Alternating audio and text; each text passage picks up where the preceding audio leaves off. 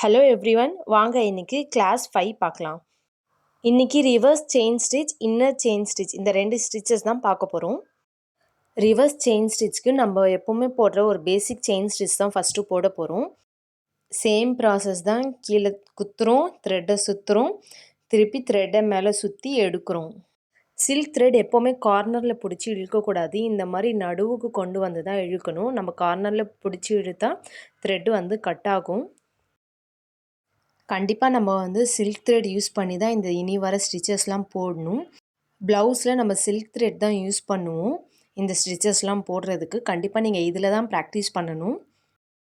Chain stitch முடிச்சுட்டு அதுக்கு பக்கத்துலேயே ஒரு லாக் ஸ்டிச் போட போகிறோம்.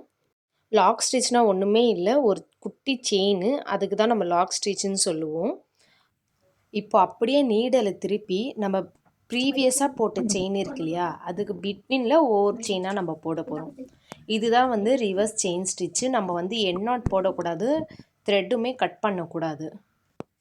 லாக் ஸ்டிச் போட்டுட்டு அப்படியே ரிவர்ஸாக நம்ம பிஃபோர் போட்ட செயின் ஸ்டிச்சுக்கு நடுவில் ஒவ்வொரு செயினுமே நம்ம செயின் ஸ்டிச் போட போகிறோம். நல்லா பாருங்கள், நான் ஒவ்வொரு வாட்டியுமே கார்னரில் பிடிச்சி இழுக்க மாட்டேன். அந்த த்ரெட்டு மட்டும் மேலே எடுத்துட்டு இந்த மாதிரி த்ரெட்டை நடுவுக்கு கொண்டு வந்துட்டு எனக்கு எவ்வளோ லூப் வேணுமோ நான் அவ்வளோவும் எடுத்துப்பேன். இப்போ நம்ம கம்ப்ளீட் பண்ணிவிட்டு லாஸ்ட்டாக எண்ட் நாட் போட்டு செயின் முடிச்சிடலாம்.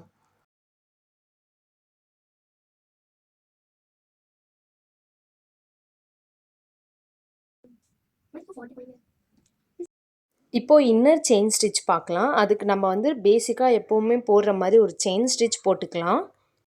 இதில் நம்ம எண்ட் நாட் போட போகிறோம். ரிவர்ஸ் செயின் ஸ்டிச்சில் எண்ட் நாட் போடாமல் லாக் ஸ்டிச் போட்டுட்டு அப்படியே நம்ம ரிவர்ஸில் செயின் ஸ்டிச் போட்டுட்டு வந்தோம்.